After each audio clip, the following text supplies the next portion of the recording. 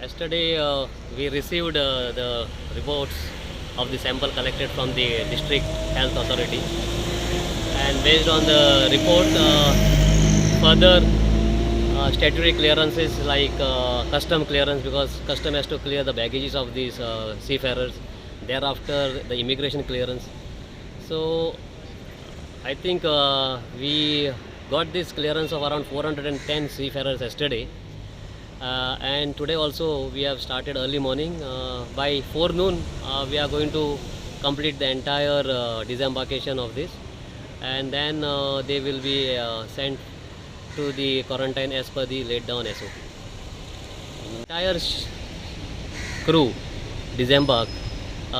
Most likely today tentatively it is planned to shift this vessel or sail this vessel out around 2000 hours, sailing which may be tomorrow morning.